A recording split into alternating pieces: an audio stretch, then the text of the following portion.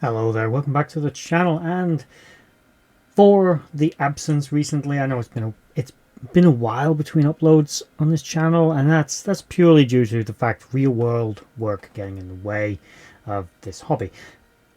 So I apologize. I know I had a whole schedule of things coming up which have just been interfered with by the fact I've had to work so much more recently, but I'm going to try and get back to a more regular upload schedule. For now, sorry, still going to be a little erratic, but I'll try my best to keep the videos coming, especially on the subjects that have been requested and on the existing series I had going. With that said, this is a little one on the Borg paradox, and that would be a Borg temporal paradox. And my theory, which I'm probably not the first one to think this, but the whole Borg going back in time thing, I think I touched on this in a previous video where I discussed about the Battle of Sector 001 and the whole logic behind the Borg and the fact that they farm races as well all kind of factor in here. So we're going to explore that. The whole thing, the entire attack of Sector 001 was a predestination paradox the Borg intended to happen. They knew it had to happen, and let's explore why. So what happened at the Battle of 001? Just to cover that. Basically, Borg Cube attacks Earth. Massive defense fleet is sent to intercept it. Now, there was probably other stages, as we know the Enterprise had to leave the Romulan neutral zone to come and assist, so very likely the Borg vessel was engaged at various points before eventually arriving in the Sol system and meeting the bulk of Starfleet. Now, we know Earth itself has some pretty impressive defenses. We're talking Dominion War era here. We're talking minefields, advanced sensor nets, jamming systems, probably things like dampening fields, orbital weapons platforms, heavily armed space stations, surface shields, maybe even planetary shields, which we know Earth does have, as well as various other layers of defenses we simply don't understand what the limits of their technology. Hollow defense systems, transporter-based defense systems. The imagination can run rampant. Starfleet has already been attacked by the Breen, the report with the Dominion. They are ready for an attack. This was possibly both the best and the worst time for the Borg to attack Earth. Now, if you subscribe to the farming theory, it's both. They didn't really want to assimilate Earth. They just want all that juicy technology. But the cube is destroyed and the Borg then go back in time. Now let's circle back. Before all of this happened, we know from dialogue that 7 of 9 mentions that several Borg drones were present for the first contact between humans and Vulcans. The only way she could know that is if the Borg knew that. And the only way the Borg could have known that is if they actually picked up the signal. Now we'll get to that in a moment, which informed them of what happened. So basically the Borg go back in time, but they know they're supposed to go back in time. So this sphere goes back and it attacks Earth. It's firing something at the planet's surface, but considering we know that normal disruptors and phasers can level a city in moments, the damage the Cardassians and the Romulans were able to do to the Founders' homeworld, etc., in such a short space of time, the Borg were more than capable of laying waste to Earth, which had piss-poor defenses, no orbital defenses, no Starfleet stopping them, but yet they were hitting it with things that seemed like no more explosive potential than a howitzer. So they didn't really want to destroy the Phoenix. They didn't want to kill Zephyr and Cochrane. Those attacks were targeted. They were selective. The Sphere's defenses were left down. Maybe they were incapacitated by the jump through time like the Enterprises were, but it seemed awfully easy to destroy, all things considered. The Borg meandered their way through the Enterprise, slowly assimilating, but are ultimately defeated. They then send off a signal, which will take a while, I suppose, to reach the Borg in the Delta Quadrant, but they don't manage to send it. It's supposed to take 200 years in the interplexing beacon. But it is managed to activate it, so that's one way they could have known. But the second way, several of those drones survived the fall. Debris from the sphere rains down on Earth. Now, the Enterprise is in no position to really do anything about this, so whatever, it kind of has to happen.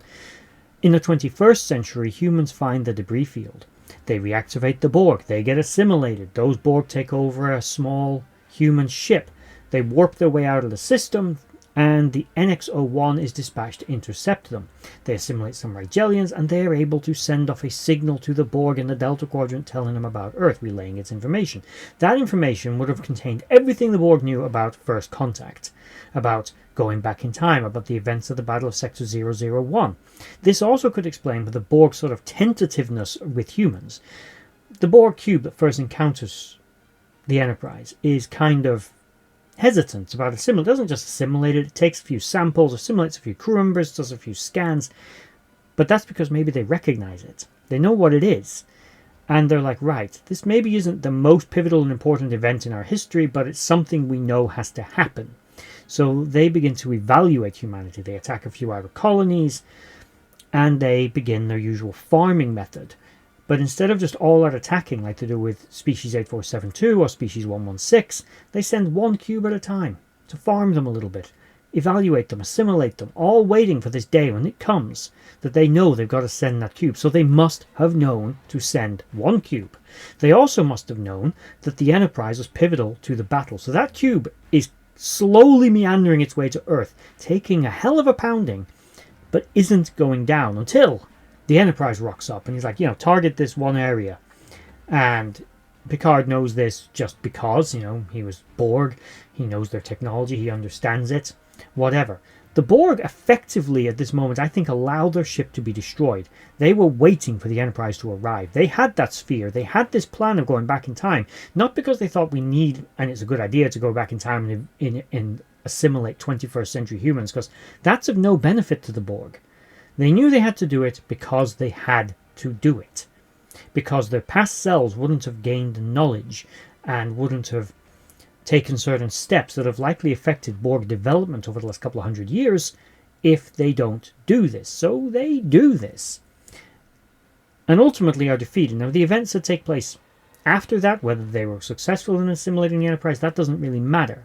They just knew they had to go back in time, their sphere had to be destroyed, and that was pretty much it. But they had to get that information to the Federation. Now the interesting thing, to the Borg rather, to the collective, the interesting thing is, we know that 7 of 9 knew that several drones were present for that event, but did she know that because the Borg interplexing beacon managed to send a signal? Because you really think about it, all the Borg that would have been down on Earth that froze got there when the sphere was destroyed. They weren't Borg that were aboard the Enterprise that witnessed First Contact, or witnessed the arrival of the Vulcans, or the launch of the Phoenix. Those Borg missed all of that. So was it that they just knew about it? They figured they were probably there? But it's sort of an interesting question. At what point do we know the Borg contacted? We do know there was contact with the Borg from the 21st century, which were 24th century drones that had gone back in time, but it's also possible that 24th century drones aboard the Enterprise did manage to send off a signal. Maybe the Borg got both. The point is, this was a whole predestination paradox. They knew they needed it.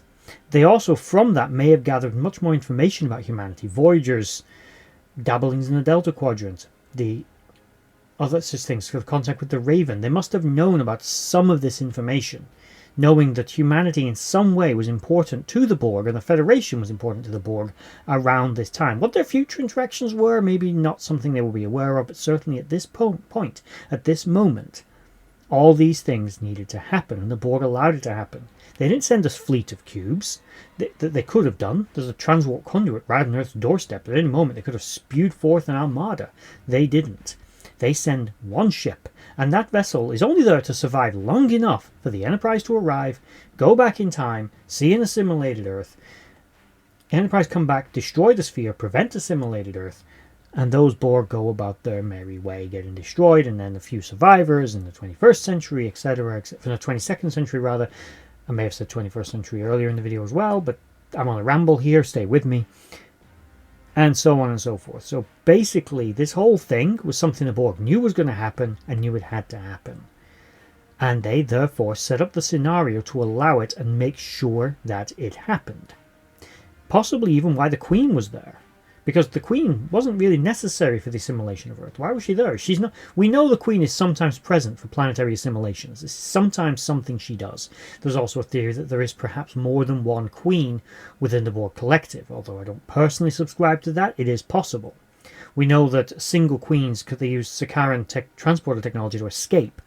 So, yes, it's possible there's more than one Queen. Do the Borg need more than one Queen? No, but then again, it doesn't really matter because the Queen isn't really a person. She's just another drone, just a manifestation of the collective itself. Point is, she knew she needed to be there because of what had happened. So the Queen had to be present for this particular assimilation. It's also possible, because the Borg knew that Captain Picard had formerly been a Borg, thanks to information sent to them from this time period, it's possible the Borg wanted this whole bridge between humanity and blah blah blah. They've never done that with anybody else. And what makes humans so special? What makes humans more special than the Andorians or the Klingons? I often think this with Q when he comes messing with them. It's like, go do that with a Klingon. Go make them play a philosophical debate and call them a barbaric species who only want war. But yet you come across humans and say, you know, you're worse somehow. Shut up. Anyway, it's like, what makes humanity so special that they would need a voice, that they need that contact? There's nothing really when you think about it. We're just one race amongst many, one voice amongst many. Yes, we bring other races together. Humanity has been certainly important to the Federation, but by no means are we, at this moment in time, in the 24th century, so significant a race, so significant a power, that we would warrant such attention. So maybe they assimilated Captain Picard and made him Locutus because, again, they knew they needed to. And they let him go because they knew they needed to. Basically, everything that happened before the Battle of Sector 001 happened because the Borg knew it needed to happen. But what do you guys think? Let me know in the comment section down below. Was all this predestiny? Was this all something the Borg definitely knew about and had to set up the scenarios for? Would the Borg even really care? Or was this something that perhaps affected Borg development in a way we can't really perceive, which then resulted in the Borg having a certain fascination with humanity? Because of it, we do know out of universe certain deleted storylines that I would have loved to have seen in Star Trek Enterprise. They were going to have the Borg come back in season 5, and we were going to actually have the stunning Alice Krige come back to play a human who was actually going to be assimilated by the Borg and become the Queen. Now that, to me, would have been canon-breaking a little bit, because we do know that the Queen actually mentioned she was actually of a different species once. But, or rather, she mentions the species identification number, which isn't the same as what humans are. And that does sort of break that a little bit, but then again, we do seem to see Queens recreated. So it's possible, I suppose. But anyway, we're at the end of this video now. I hope you enjoyed it. If you made it all the way to the end, thank you for watching. Please like, share and subscribe, because that is really important for the channel to grow and for me to actually spend more time doing this, which I really enjoy doing. I do it mostly for fun. I used to work in this industry a long lifetime ago, and I do this purely now just for fun. I don't do it for money. I mean, there is some, but there's not a lot. It's just kind of a nice little bonus every now and again.